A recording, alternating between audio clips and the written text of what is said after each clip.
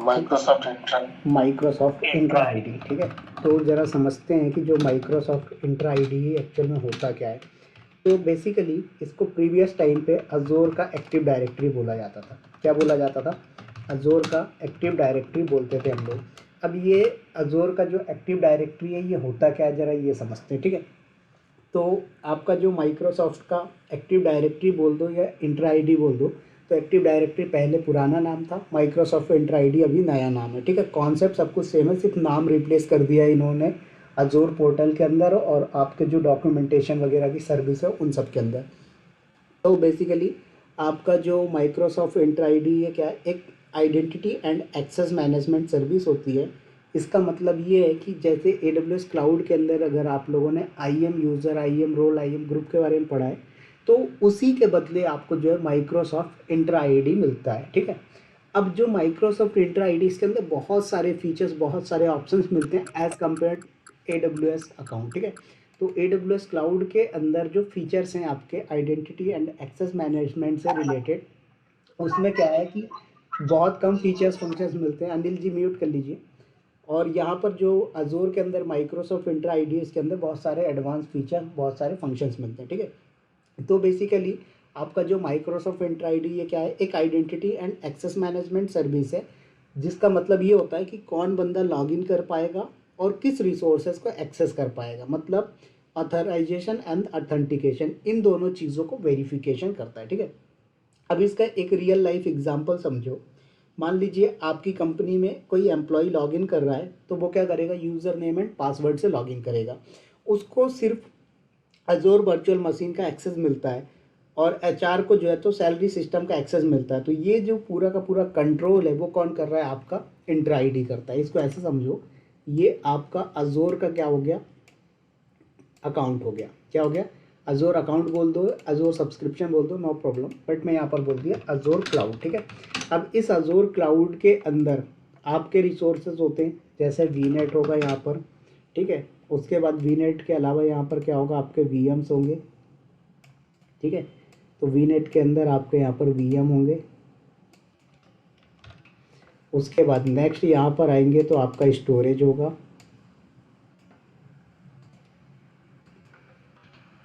अजोर storage.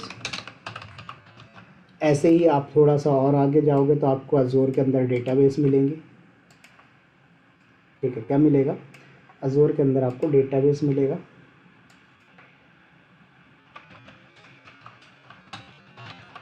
तो ऐसे different different आपको सर्विसेज मिलेंगी, ठीक है। तो बेसिकली क्या होगा कि इस अजोर अकाउंट पे काम करने के लिए कोई ना कोई आपके पास एक यूज़र होगा। तो ये यूज़र मान लेते हैं, मैंने बोला कि ये आशीष जी हैं, ये अपने सिस्टम पे बैठ गए और ये क्या करेंगे, अपने सिस्टम अजोर पोर्टल को लॉगिन करेंगे, ठीक है। या ब्राउज़र पे लॉगिन करते हैं, ठीक है। तो यहाँ पर ब्राउज़र पे जब लॉगिन कर रहा है यूज़र हमारा, तो इस यूज़र की जो रिक्वेस्ट है वो डायरेक्ट यहाँ तक नहीं जाएगी। बीच में क्या होगा, यहाँ पर अजोर का माइक्रोसॉफ्ट इंट्रा आईडी होगा। क्या होगा? माइक्रोसॉफ्ट इंट्रा आईडी होगा।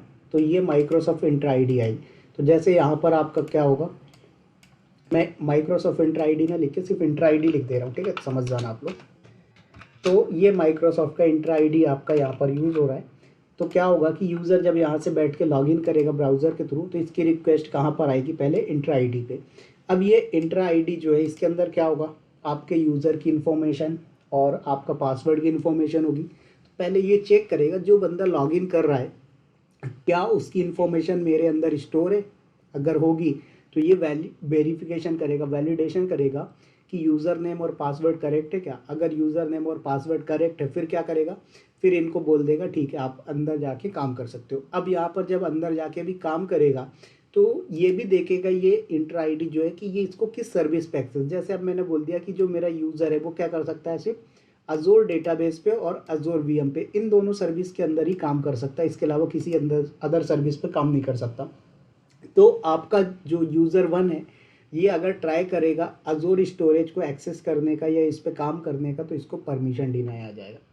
तो बेसिकली आपका जो लॉगिन्स वगैरह का जो काम होता है वो सारा किसके थ्रू होता है, इंट्रा आईडी के थ्रू होता है, ठीक है। अब ये जो आपका इंट्रा आईडी है, इसे हम लोग एक्टिव डायरेक्टरी बोल रहे हैं जो पहले के टाइम पे। तो ये ना आपका ऑन प्रीमाइज के टाइम पे भी चलता था। एक्टिव डायरेक्टरी का कॉन्सेप्ट ऑन प्रीमाइस के टाइम पे भी था, लेकिन जब अजोर ने इसको इम्प्लीमेंट किया तो ये क्या हुआ, इसने नाम दे दिया था अजोर एक्टिव डायरेक्टरी, और फिर कुछ रीज़न से इन्होंने क्या किया, इसका नेम चेंज करके इसका क्या कर दिया, इंटर आईडी कर दिया था नेम चेंज करने के बाद, ठीक है। और ये जो आपका एक्टिव डायरेक्टरी का कॉन्सेप्ट था अजोर क्लाउड लेके आया था, माइक्रोसॉफ्ट का जो सर्वर 2000 था उसके साथ लेके आए थे ये। तो जो आपका माइक्रोसॉफ्ट सर्वर 2000 है उसके साथ ये इम्प्लीमेंट करके लाए थे, तब से ही अजोर एक्टिव डायरेक्टरी का कॉन्सेप्ट अभी तक कंटिन्यू है, और बस नाम इन्होंने रिप्लेस कर दिया, एक्टिव डायरेक्टरी को किस नाम से कॉल कर दिया इन्होंने, इंट्रा आईडी कर दिया। अब जो आपका इंट्रा आईडी है ये बहुत ही एडवांस फीचर देता है। एडवांस फीचर का मतलब क्या है कि आपका ये मल्टी क्लाउड सपोर्ट करता है। क्या करता है, मल्टी क्लाउड सपोर्ट।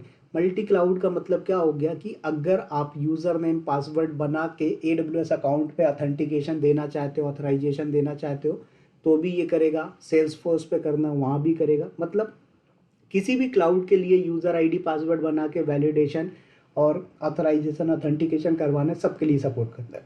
और ये जो है आपका सॉफ्टवेयर एज अ सर्विस है।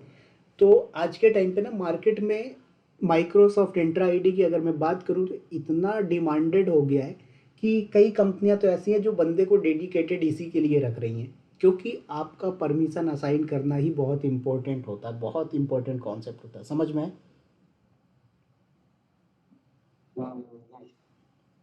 तो यहाँ पर क्या है कि आपका ये सब काम करेगा।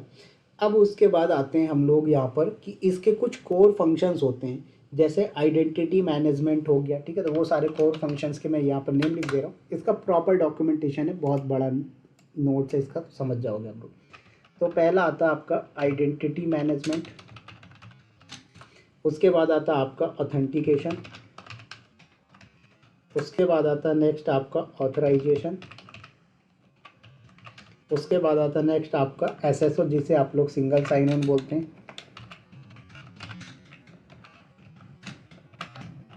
ठीक है। उसके बाद आपका कंडीशनल एक्सेस, उसके बाद नेक्स्ट आता है आपका एप्लीकेशन मैनेजमेंट, उसके बाद नेक्स्ट आता है आपका डिवाइस मैनेजमेंट। ये ना इसके सारे कोर फंक्शंस बता रहा हूँ मैं। उसके बाद आता है आपका आइडेंटिटी प्रोटेक्शन,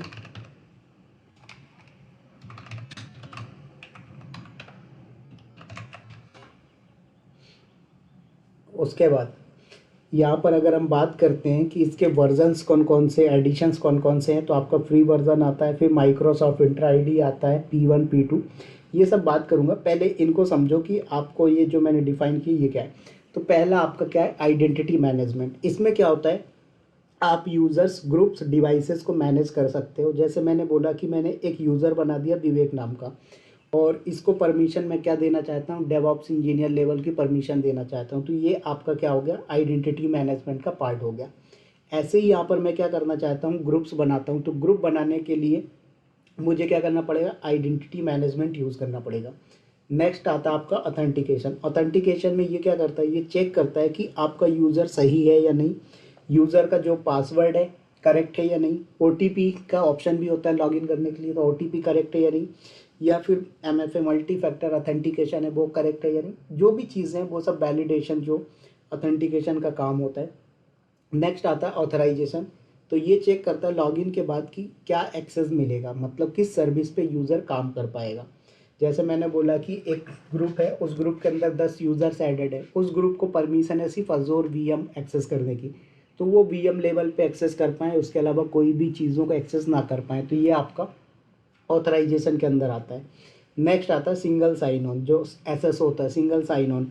उसमें क्या होता है कि अगर आपने एक बार लॉगिन कर लिया तो मल्टीपल ऐप्स को एक्सेस कर सकते हो। जैसे आपने लॉगिन किया, लॉगिन करने के बाद जो है तो आप यहाँ पर क्या कर सकते हो, ये क्या बोलते हैं, माइक्रोसॉफ्ट का आउटलुक हो गया, माइक्रोसॉफ्ट का टीम हो गया, अजोर पोर्टल हो गया, ऑफिस 365 हो गया, सभी को एक ही बार में आप एक्सेस कर सकते हो। तो ये आपका अजोर क्या बोलता है, SSO प्रोवाइड करवाता है। नंबर 5 पे आता है आपका कंडीशनल एक्सेस। ये जो कंडीशनल एक्सेस होता है, इसमें आप क्या करते हो, यूज़र को कंडीशन के बेसिस पे एक्सेस दे देते हो कंडीशनल एक्सेस में। तो कंडीशन के बेसिस पे क्या होता है कि इंडिया से जैसे आपने लॉगिन किया तो ही अलाउ होगा, या फिर कोई अननोन कंट्री से आप एक्सेस कर रहे हो तो ब्लॉक हो जाएगा, या मोबाइल से लॉगिन कर रहे हो तो आपको क्या होगा, MFA रिक्वायर्ड होगा। तो ये कंडीशन लगी होती है ड्यू टू सिक्योरिटी रीज़न। जैसे मैंने बोल दिया कि मेरा जो अकाउंट है वो आशीष जी यूज़ करना चाहते हैं, मैंने बोला नो प्रॉब्लम आप यूज़ कर सकते हो, बट ऐसा भी तो हो सकता है कि आशीष जी मेरा अकाउंट अपने फ्रेंड को शेयर कर दें, अपनी गर्लफ्रेंड को शेयर कर दें, राइट। तो मैं क्या करूँगा, सिक्योरिटी लगा दूंगा। सिक्योरिटी क्या लगा दूंगा कि आशीष जी के IP एड्रेस से अगर ये अकाउंट लॉगिन हो रहा है तो ही मेरा अकाउंट एक्सेस हो, अदरवाइज नहीं हो। तो ये कंडीशनल एक्सेस का पार्ट हो जाता है। समझ में आया आशीष जी, समीर जी और अनिल जी? जी जी बहुत अच्छा बोला। ठीक है, अनफॉर्चुनेटली। बोलिए। नेक्स्ट आप,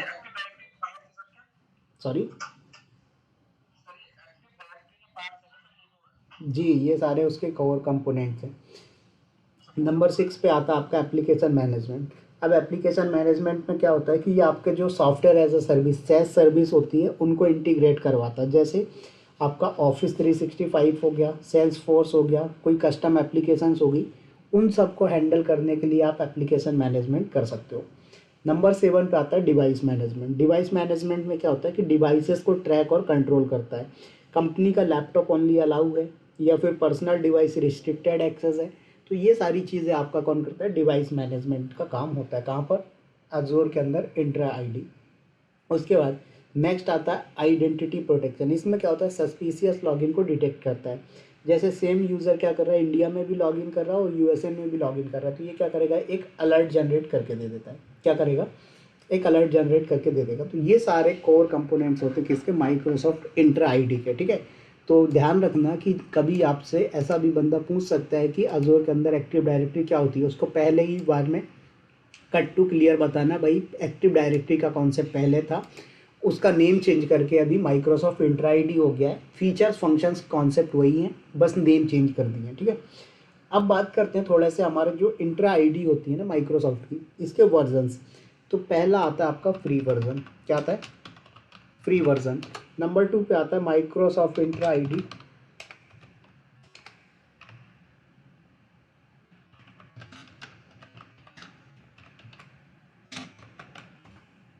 उसके बाद नेक्स्ट आता है आपका माइक्रोसॉफ्ट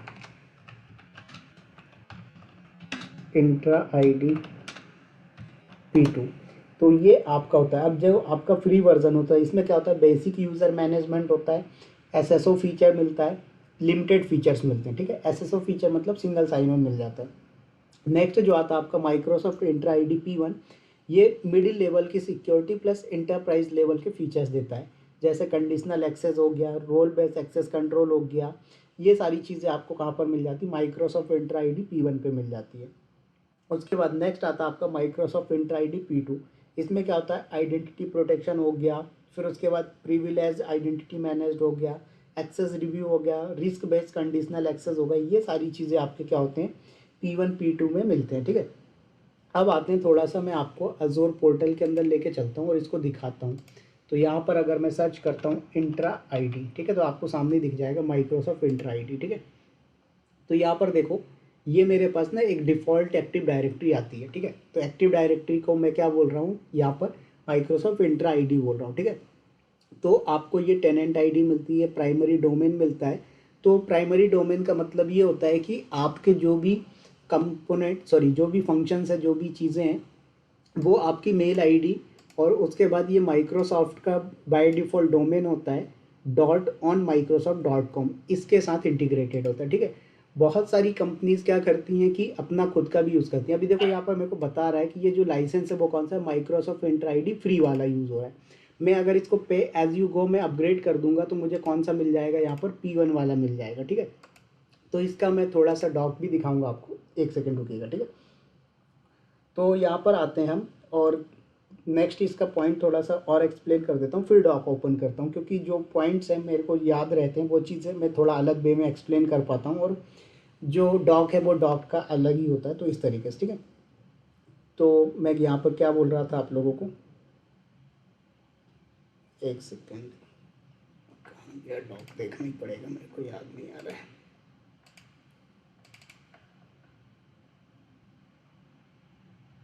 चलिए, हाँ बोलिए।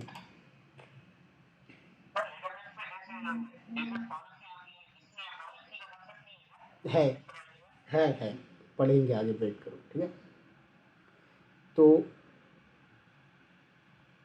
मैं क्या बोल रहा था यहाँ पर, हाँ, कि आपका जैसे इसके अंदर यूज़र्स होते हैं, ग्रुप्स होते हैं, एक्सटर्नल आइडेंटिटीज़ होती है, रोल्स एंड एडमिनिस्ट्रेटर्स होते हैं, एडमिनिस्ट्रेटिव यूनिट्स होती है, डेलीगेटेड एडमिन पार्टनर्स होते हैं, इंटरप्राइज एप्लीकेशंस होता है, डिवाइस होता है, ऐप रजिस्ट्रेशन होता है, आइडेंटिटी गवर्नेंस होता है, एप्लीकेशन प्रॉक्सी, ये सब चीज़ें आपको मैं अभी बताने वाला हूँ, ठीक है। पासवर्ड रीसेट वगैरह, ये जो भी चीज़ें, ये सब चीज़ें आपको यहाँ पर देखने को मिल जाएंगी, ठीक है।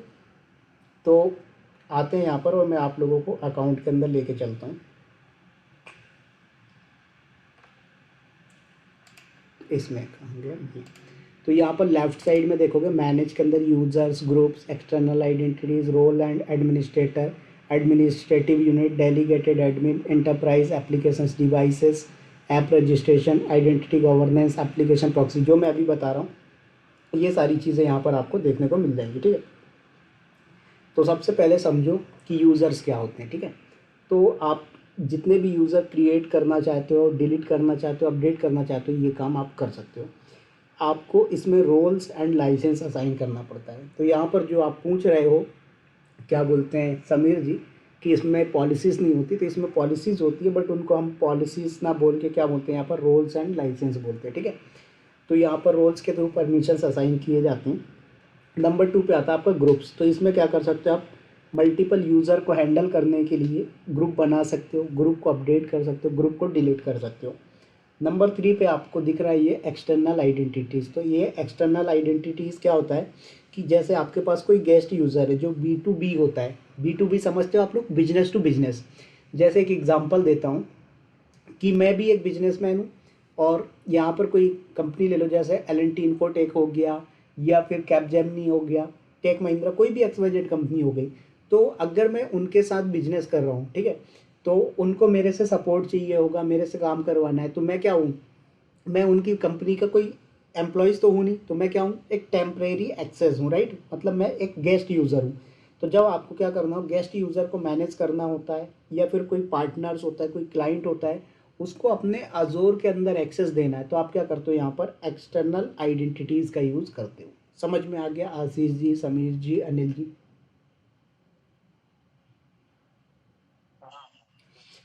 नेक्स्ट आता है आपका रोल्स एंड एडमिनिस्ट्रेटर।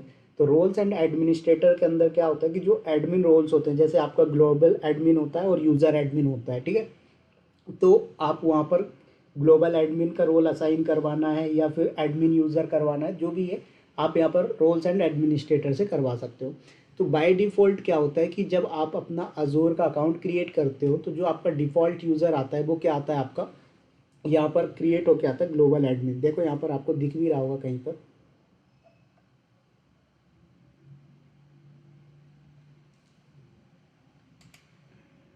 एक सेकेंड, यहाँ पर देखो, ठीक है। तो ये यूज़र का नाम है, इसके अंदर आप आओगे तो ये आपको दिखाएगा कि आपका जो यूज़र का टाइप है वो कौन सा है, तो ये ग्लोबल एडमिन आएगा, ठीक है।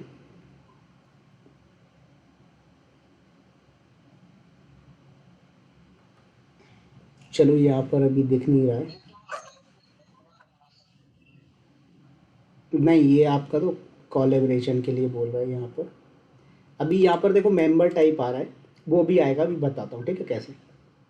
देखो यहाँ पर आ रहा है एक्सटर्नल यूज़र, क्योंकि आपका ये क्या है, पर्सनल अकाउंट से चल रहा है, ठीक है। तो अभी वापस आ जाओ।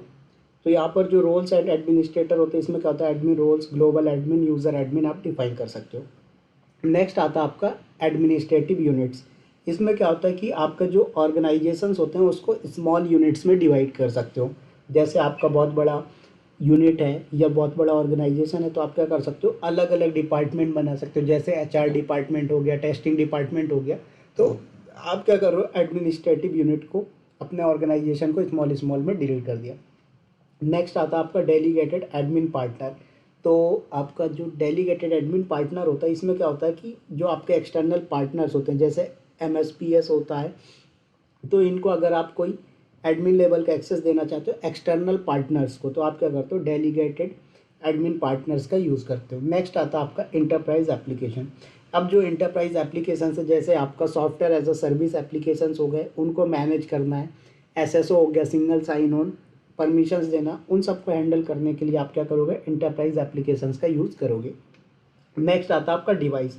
इसमें क्या होता है कि जो आपके रजिस्टर्ड डिवाइस हैं उनको मैनेज करना हो गया, अप्लाई पॉलिसीज़ ऑन डिवाइसेस, तो ये सारी चीज़ें आपका क्या है, डिवाइस हो गया। जैसे आप लोग कंपनी के अंदर देखते हो जो लैपटॉप आता है, आप लोगों ने देखा ना, जो ऑफिस का लैपटॉप होता है उसमें रिस्ट्रिक्शंस लगे होते हैं कि भाई आप क्या जो ऑफिस का लैपटॉप है उसको कौन यूज़ कर पाएगा, कहाँ से लॉगिन कर पाएगा, उसमें यूट्यूब चलना है नहीं चलना, वो सब चीज़ें कहाँ से होती है, वो यहीं से होती है, डिवाइस मैनेजमेंट से। ठीक है। नेक्स्ट आता है आपका हाँ बोलिए।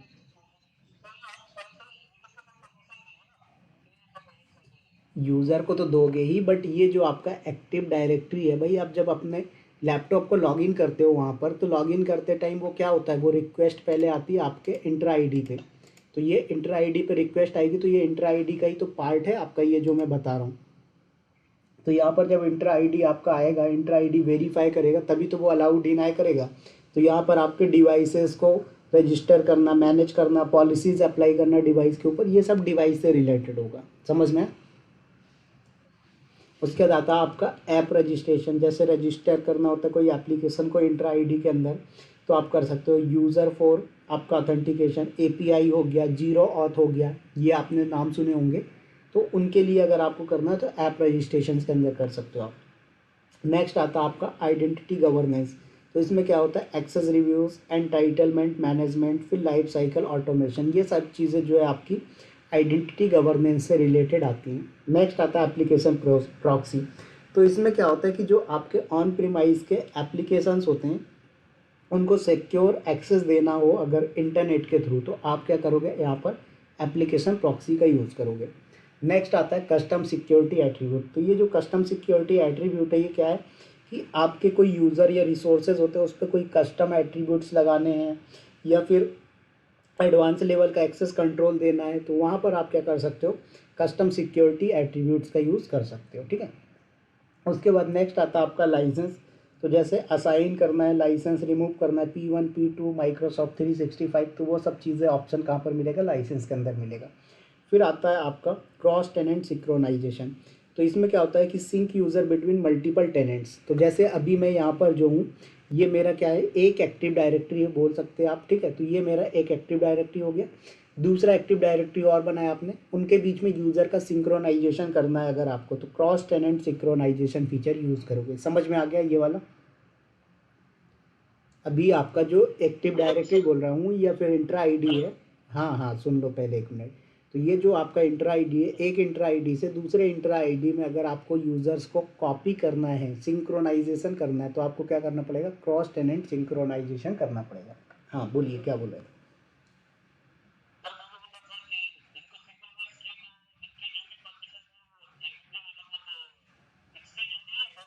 कॉपी होंगे। नेक्स्ट आता है यहाँ पर माइक्रोसॉफ्ट इंट्रा कनेक्ट। तो जो माइक्रोसॉफ्ट इंट्रा कनेक्ट है, इसके अंदर क्या होता है कि आपका जो ऑन प्रीमाइज का एक्टिव डायरेक्टरी होता है उसको अगर आपको अजोर के इंट्रा आईडी के साथ सिंक करना है, तो आप क्या करोगे, यहाँ पर माइक्रोसॉफ्ट इंट्रा कनेक्ट का यूज़ करोगे। समझ में आए। अब जैसे यहाँ पर आपका जो कस्टम डोमेन नेम्स है, तो अभी देखो मेरे को जो डोमेन नेम दिया है, इसने क्या दिया है, .onmicrosoft.com, ये डिफ़ॉल्ट आया है।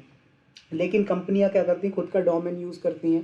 तो यहाँ पर अगर आपको कोई कस्टम डोमेन ऐड करना है onmicrosoft.com की जगह पे, तो आपको क्या करना पड़ेगा, यहाँ पर कस्टम डोमेन नेम्स का यूज़ करना पड़ेगा। फिर आता है आपका मोबाइल डिवाइस मैनेजमेंट। ठीक है। तो मोबिलिटी के नाम से इसे बोला जाता है। तो इसमें जो भी आपके मोबाइल डिवाइसेस होते हैं, एप्लीकेशंस होते हैं, उनको मैनेज करना होता है, तो आप मोबाइल डिवाइस मैनेजमेंट पे करते हो। फिर पासवर्ड रीसेट, अगर आपका सेल्फ सर्विस पासवर्ड रीसेट का ऑप्शन कॉन्फ़िगर करना है, तो यहाँ पर आप पासवर्ड रीसेट कर सकते हो। फिर कंपनी की ब्रांडिंग करनी, जैसे कस्टमाइजेशन, लॉगिन पेज यूज़ करना है, लोगो यूज़ करना है, बैकग्राउंड यूज़ करना है, वो सब आपका कंपनी ब्रांडिंग के अंदर यूज़ होगा। फिर यूज़र सेटिंग के अंदर आओगे आप, तो कंट्रोल यूज़र परमिशन, जैसे कि कौन ऐप्स को क्रिएट कर सकता है, कौन मॉडिफाई कर सकता है, कौन डिलीट कर सकता है, वो सब आपका यूज़र सेटिंग के अंदर मिलेगा।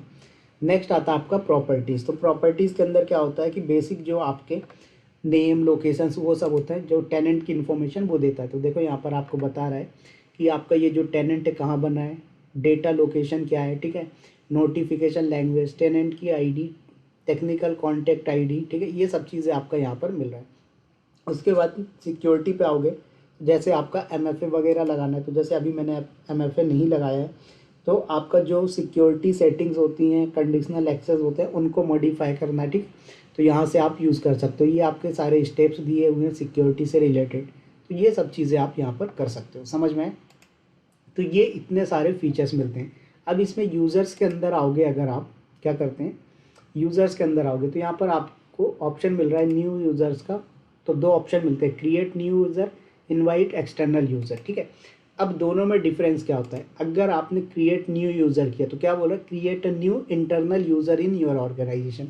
मतलब अगर आप यहाँ पर यूज़र क्रिएट करते हो तो ये यूज़र क्या करेगा, जब लॉगिन करेगा तो डायरेक्ट आपके अजूर पोर्टल अकाउंट पे लॉगिन करेगा, ठीक है। लेकिन अगर मैं यहाँ पर क्या करता हूँ, इनवाइट एक्सटर्नल यूज़र करता हूँ, तो आपका जो अजूर का पोर्टल अकाउंट है वो डायरेक्ट इसको दिखेगा नहीं, एक डैशबोर्ड आएगा, उस डैशबोर्ड के अंदर सिर्फ वो सर्विसेज दिखेंगी जो उसको परमिशन दोगे। तो ये दोनों में डिफरेंस होता है, समझ में आए?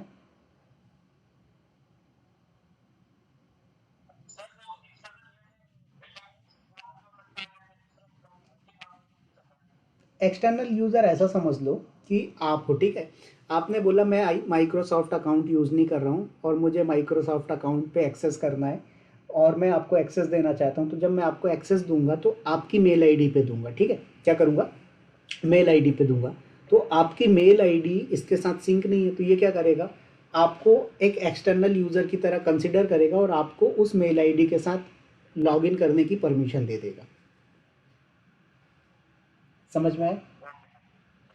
चलिए, तो यहाँ पर मैं नॉर्मली क्या करता हूँ, आपको एक यूज़र क्रिएट करके दिखाता हूँ कि भाई जो मेरा यूज़र क्रिएट होता है वो कैसे क्रिएट होता है, ठीक है। तो यहाँ पर पहले आप करिए क्रिएट न्यू यूज़र पे क्लिक। तो यहाँ पर देखो बोल रहा है यूज़र प्रिंसिपल नेम, ठीक है, और यहाँ पर ये डोमेन नेम आ रहा है कि आपके पास अभी एक ही डोमेन नेम है तो यही आ रहा है, ठीक है, यूज़र प्रिंसिपल नेम। तो यूज़र का जो नेम है वो क्या रखना चाहते हो, जैसे मैं रख देता हूँ आशीष और @ ये मेरी डोमेन नेम आएगी। फिर उसके बाद यहाँ पर बोल रहा है डिस्प्ले नेम, ठीक है। तो अभी यहाँ पर ना देखो बहुत सारी चीज़ें चेंज हो गई हैं। पहले क्या होता था, इसमें जब आप क्रिएट करते थे तो आपका यहाँ पर फर्स्ट नेम लास्ट नेम ये सारी चीज़ें पूछता था और यूज़र नेम क्या रखना चाहते हो वो चीज़ें भी आपसे पूछा जाता था। बट अभी इन्होंने ये फर्स्ट नेम लास्ट नेम का ऑप्शन यहाँ से हटा दिया है, डिस्प्ले नेम पूछ रहा है, तो ये डिस्प्ले नेम के अंदर ही आपका फर्स्ट नेम लास्ट नेम का ऑप्शन मिल जाएगा, तो आप यहाँ पर असाइन करवा सकते हो, समझ में आए?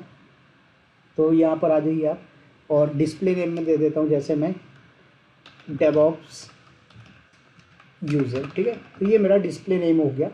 तो बेसिकली कंपनी के अंदर बोला जाता है कि डिस्प्ले नेम में आप यूज़र का फुल नेम दे दो, तो आप यहाँ पर फुल नेम असाइन करवाओगे, ज़्यादा अच्छा रहता है, ठीक है। अब आते हैं नेक्स्ट, इसके बाद तो यहाँ पर बोल रहा है पासवर्ड ऑटो जनरेटेड करना है, नहीं करना तो अनटिक कर दो। तो पासवर्ड कस्टम देगा, ठीक है, तो आप यहाँ पर कुछ भी कर सकते हो, जैसे चूज़ योर ऑन या यूज़ स्ट्रॉन्ग पासवर्ड। तो आपका यहाँ पर जो बेसिकली होता है कि जो आप पासवर्ड सेट करते हो, जैसे मैं खुद से पासवर्ड सेट कर रहा हूँ अभी, तो cloud@2026, ठीक है। तो ये मैंने पासवर्ड सेट किया। तो जब फर्स्ट टाइम आप पासवर्ड सेट करते हो तो यहाँ पर क्या होता है कि आपका जो क्या बोलते हैं अकाउंट यूज़र लॉगिन करेगा तो उसको बाय डिफ़ॉल्ट पहली बार में क्या होता है, पासवर्ड चेंज करना पड़ेगा। क्या करना पड़ेगा, पासवर्ड चेंज करना पड़ता है। तो यहाँ पर ये चीज़ आपको ध्यान रखनी है, ठीक है। तो यहाँ पर आ जाते हैं हम ज़रा और डिस्कस करते हैं कि कैसे चेंज करता है। तो आ जाइए यहाँ पर आप,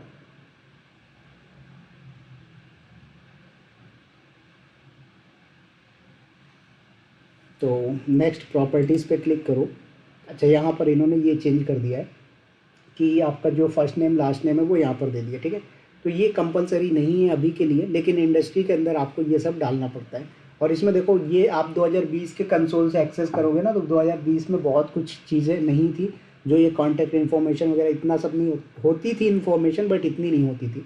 फिर एज ग्रुप ये सब चीज़ें तो आप डाल सकते हो, नहीं डालते कोई बात नहीं। फिर उसके बाद नेक्स्ट असाइनमेंट, तो यहाँ पर आप कोई ग्रुप में ऐड करना चाहते हो, कोई रोल ऐड करना चाहते हो, तो वो यहाँ से आप कर सकते हो, ठीक है।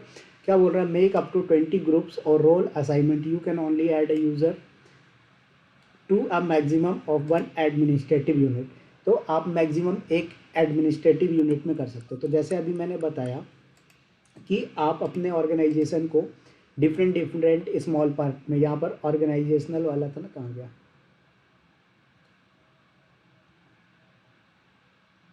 एक सेकंड, कहाँ गया, चलो वो यहाँ था। तो आप ऑर्गेनाइजेशन में डिवाइड कर सकते हो अपने इसको। तो यहाँ पर क्या बोला जाता है कि भाई आपका जो अकाउंट वगैरह बनेगा, तो आप जो एडमिनिस्ट्रेटिव यूनिट बनाओगे उसके अंदर आपका क्या होना चाहिए कि जो यूज़र्स हैं वो यूज़र एक ही एडमिनिस्ट्रेटिव यूनिट का पार्ट होना चाहिए, डिफरेंट डिफरेंट पे आप नहीं रख सकते। ये चीज़ आपको ध्यान रखनी है, समझ में आए? तो यहाँ पर अभी मैंने कोई नहीं किया, फिर उसके बाद नेक्स्ट कर देता हूँ रिव्यू एंड क्रिएट। तो ये मेरा पासवर्ड है cloud@2026। जब हम लॉगिन करेंगे इसको तो ये क्या करेगा, चेंज करने को बोलेगा। तो यहाँ पर रिफ्रेश करोगे आप तो आपको यूज़र क्रिएट होके आ जाएगा डेवऑप्स यूज़र के नाम से, ठीक है। ये डिस्प्ले नेम है, एक्चुअल में यूज़र नेम कुछ और है, ठीक है। तो यहाँ पर जैसे मैं कॉपी टू क्लिपबोर्ड करता हूँ और इसको मैं जो है तो क्या करता हूँ, इस पर लॉगिन करता हूँ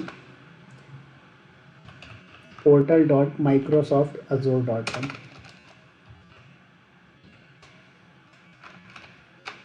चलिए इसके अंदर आते हैं और यहाँ पर मैं लॉगिन करवाता हूँ, ठीक है। तो देखो बोल रहा है, मैं यहाँ पर पेस्ट कर देता हूँ ये और कर दीजिए नेक्स्ट। पासवर्ड पूछ रहा है तो पासवर्ड मैंने क्या रखा हुआ है, cloud@2026, ठीक है। अब मैं साइन इन करता हूँ, देखना यहाँ पर डायरेक्ट साइन इन हो जाएगा। क्या बोल रहा है, करेंट पासवर्ड चेंज करने को बोल रहा है, तो मैंने चेंज कर दिया cloud@2026 जो मेरा करेंट पासवर्ड था। न्यू पासवर्ड मैं अपने अकॉर्डिंग सेट कर दे रहा हूँ।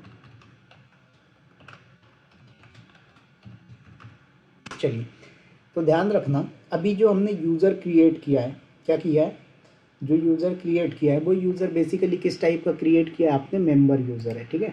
तो यहाँ पर आओगे आप, तो जो यूज़र का टाइप है वो कौन सा, मेंबर है। ये दूसरा वाला जो है ये क्या आपका एक्सटर्नल यूज़र आएगा। तो आपको अभी ये एक्सटर्नल यूज़र भी दिखाऊंगा, सो वेट करो, पहले इसको आप लॉगिन करो। तो बोल रहा है कि let's keep your account secure, तो बोल दीजिए नेक्स्ट।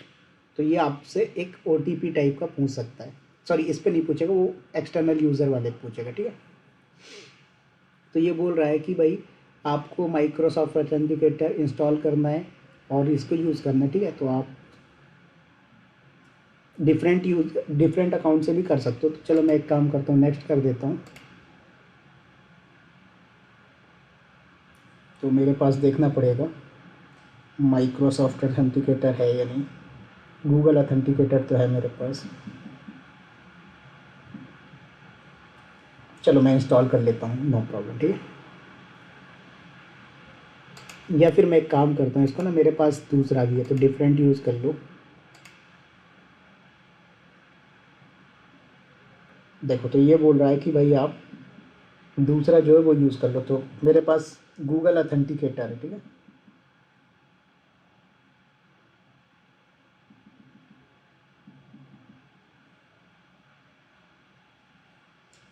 तो मैं गूगल ऑथेंटिकेटर का यूज़ कर लेता हूँ और स्कैन करता हूँ QR कोड।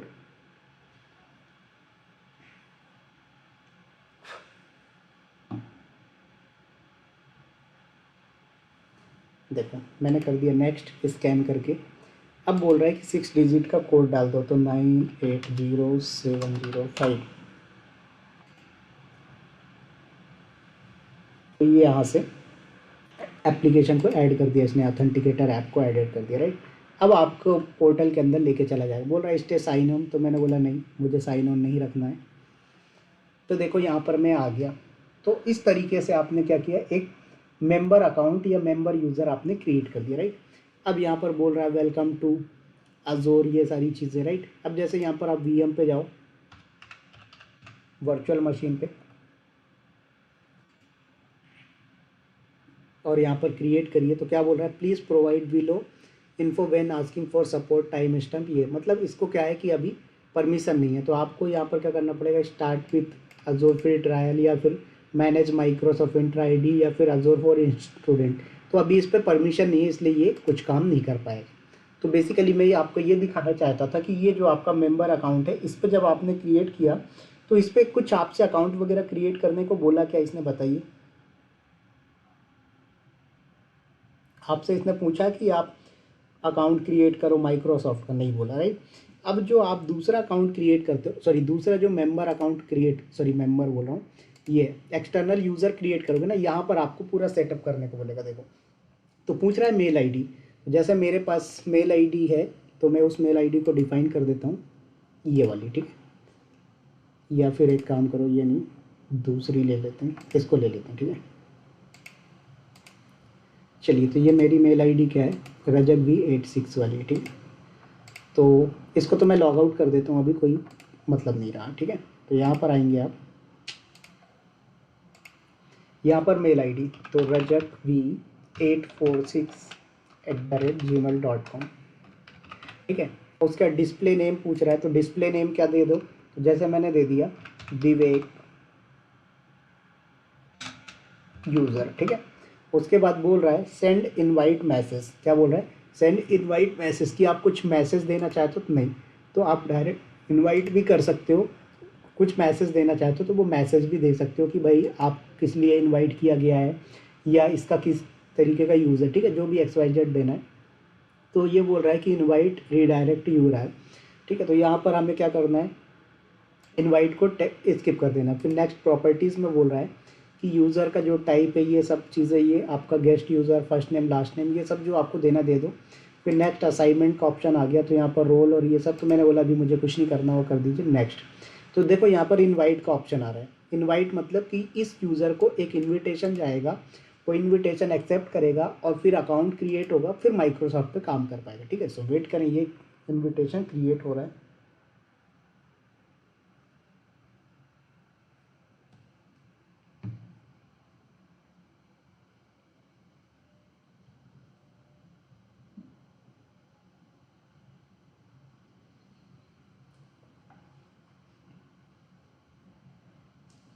चलिए ठीक है, तो यहाँ पर आ गए, तो देखो रिफ्रेश करेंगे आप, तो आपके पास आ गया विवेक यूज़र नाम से क्रिएट होके। और यहाँ पर देखो जो यूज़र का टाइप है वो क्या आ गया, गेस्ट आ गया। इसको थोड़ा सा आगे ऐसा करोगे, देखो तो यहाँ पर EXT लिखा आ रहा है, मतलब ये एक्सटर्नल यूज़र है, क्या है, एक्सटर्नल यूज़र।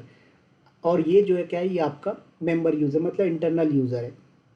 तो यहाँ पर जो ये मेरा मेन यूज़र है, ये ग्लोबल एडमिन है, तो इसको एक्सटर्नल यूज़र क्यों कंसिडर कर रहा है ये, क्योंकि भाई ये आपकी पर्सनल मेल आईडी यूज़ कर रहा है, ना कि अजोर की कुछ डिटेल्स यूज़ कर रहा है, ठीक है। तो यहाँ पर ये चीज़ आपको ध्यान रखना है। चलो मैंने बोला नो प्रॉब्लम, चेक करो मेल आ गया होगा आपके पास, ठीक है। तो यहाँ पर आप मेल पे आइए,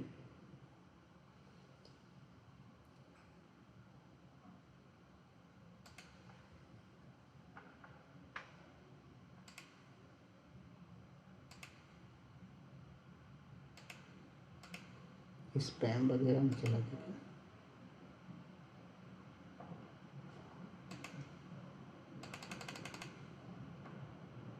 इनवाइट तो आया नहीं।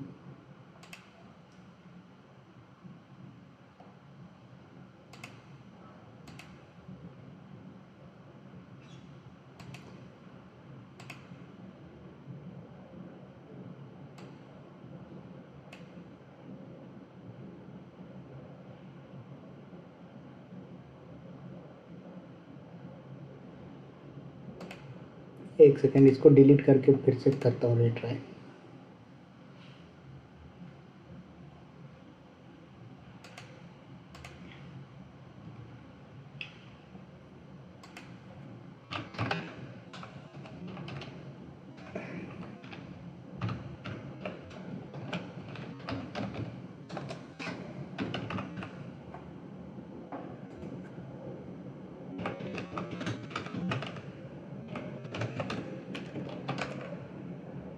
ठीक है, तो यहाँ पर इतना दे दिया, नेक्स्ट प्रॉपर्टीज़ पे।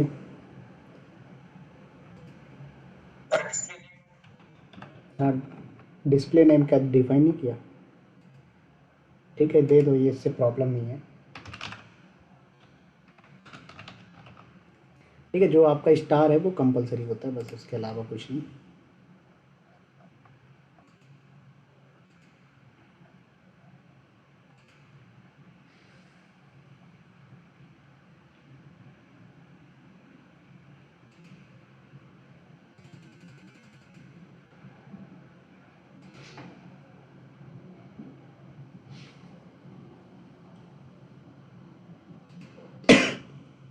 सॉरी।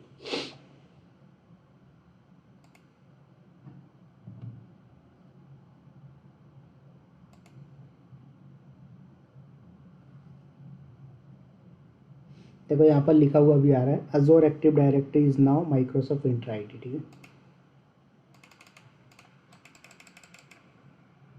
क्यों नहीं आ रहा है यहाँ पर?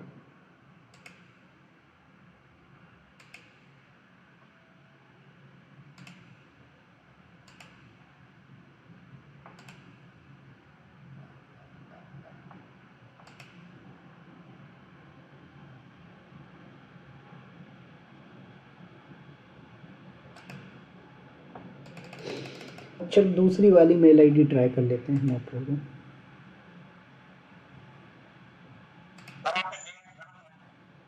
कहाँ पर गलत डाल दिया भाई मैंने? हाँ हाँ, कहाँ पर गलत? नहीं, मैंने एट द रेट डाला था यार। एक मिनट, चलो देख लेते हैं। मैंने तो एट द रेट डाला था ना, वो अंडर स्कोर उठाता है बाय डिफ़ॉल्ट। ठीक है, तो मैं एक नया क्रिएट करता हूँ ज़रा।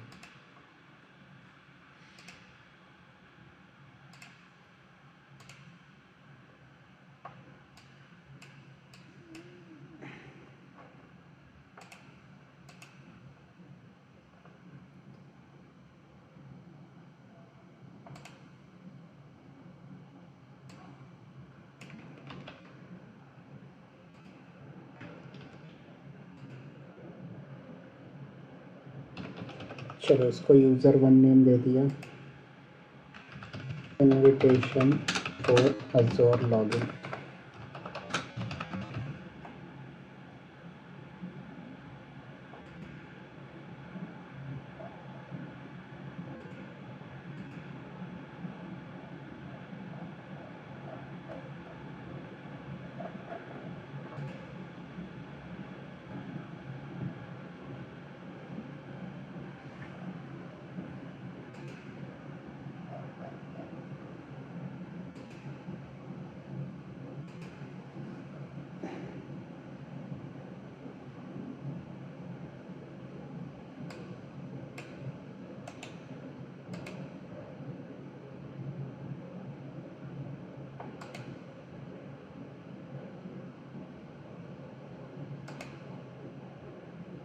चलो यूज़र वन दे दिया, अभी देखते हैं ज़रा इसको।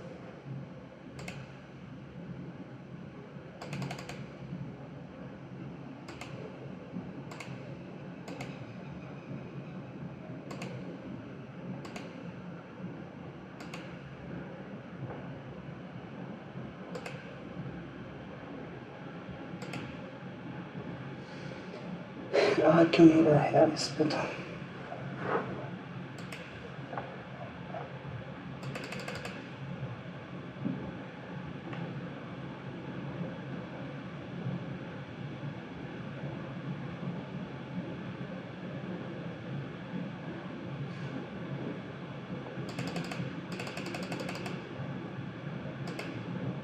चलो वेट करो, हो सकता है थोड़ा टाइम ले रहा हो ये अपडेट होने में।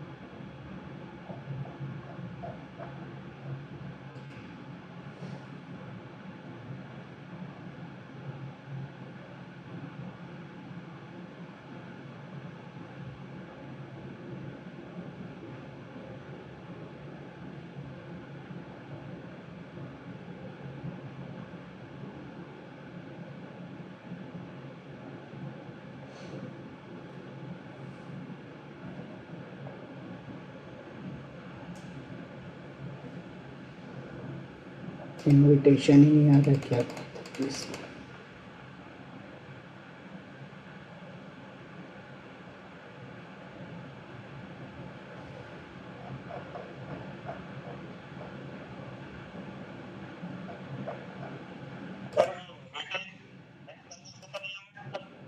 नहीं नहीं, डिटेल का कोई लेना देना नहीं।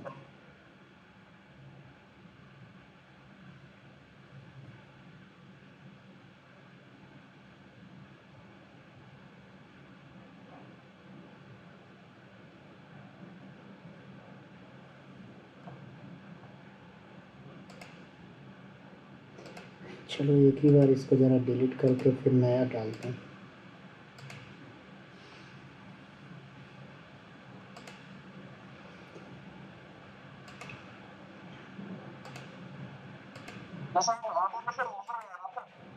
जी जी। तो यहाँ पर बजट 846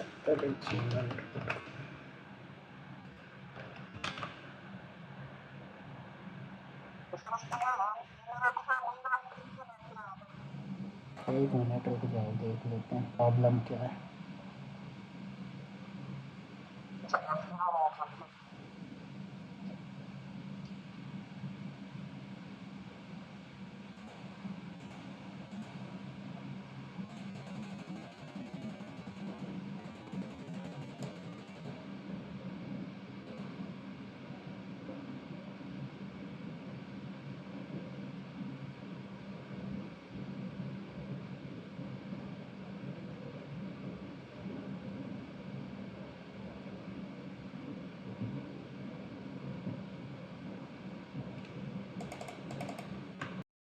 ठीक है, हो सकता है कि कुछ प्रॉब्लम हो जिसलिए नहीं आ रहा है मेल। तो कोई नहीं, जो इसने लिंक दिया है उसी का यूज़ करके हम वैलिडेट करके लॉगिन करते हैं। ठीक है, तो वो कैंसिल कर देता हूँ यहाँ पर।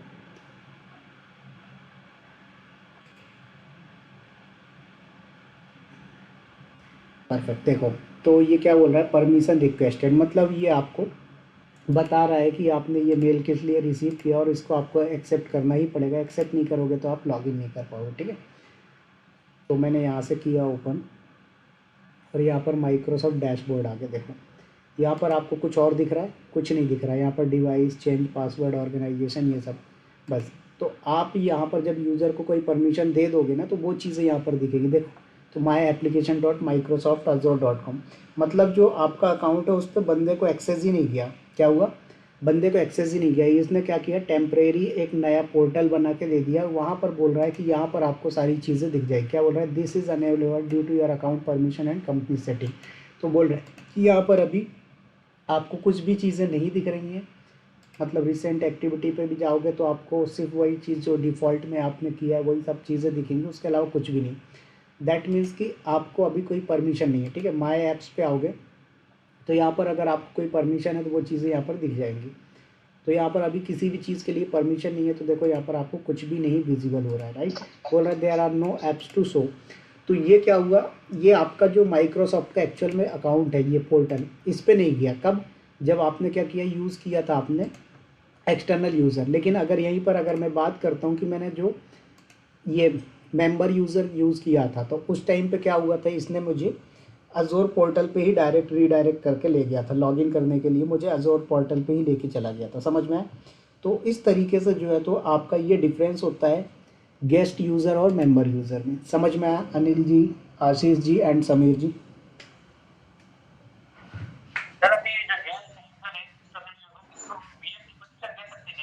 सब सब दे सकते हो, बस फ़र्क इतना होता है कि जब आप मेंबर यूज़र क्रिएट करते हो तो वो आपके डायरेक्ट इस अजोर पोर्टल अकाउंट पे लॉगिन करता है, और जब आप गेस्ट अकाउंट बनाते हो तो उसके लिए बाय डिफ़ॉल्ट एक नया पोर्टल टाइप का नया डैशबोर्ड ही मिलता है, वो आपके अकाउंट के अंदर नहीं दिखता है, नहीं आता है। समझ में आया? हाँ हाँ जी, समझ में आया? जैसे आप लोग क्या करते हो, घर में कोई अगर लॉन्ग टाइम के लिए मेंबर आया है तो उसको क्या करोगे, उसको अलग से तो नहीं बैठाओगे, लेकिन वही चीज़ क्या होगी, आपके पास कोई गेस्ट आया है तो उसे कहाँ पर, गेस्ट रूम में बैठाओगे। तो ठीक वैसे ही इसने बोला कि भाई आप गेस्ट हो, आपको कोई हमारे अजोर अकाउंट के अंदर एक्सेस नहीं मिलेगा, आपके लिए हमने एक अलग से डैशबोर्ड बना रखा है, और जिस चीज़ की परमिशन होगी वो चीज़ यहाँ पर आपको एक्सेस हो जाएगा, वो चीज़ आपको विजुअल हो जाएगी। समझ में आए? तो अभी इसके अंदर बहुत सारी चीज़ें बची हैं, तो अभी आज के लिए इतना ही रखते हैं, फिर कल अपन कनेक्ट होंगे तो कल इसके आगे देखेंगे कि इसके अंदर परमिशंस कैसे असाइन करते हैं, रोल्स कैसे असाइन करते हैं, ग्रुप कैसे क्रिएट करते हैं, ग्रुप में यूज़र्स को कैसे ऐड ऑन करते हैं। तो ये सारी चीज़ें कल अपन देखने वाले हैं। समझ में आया आशीष जी, समीर जी एंड अनिल जी? चलिए, so have a good day to all of you, मिलते हैं फिर कल। ठीक है, चलिए, thank you to all of you.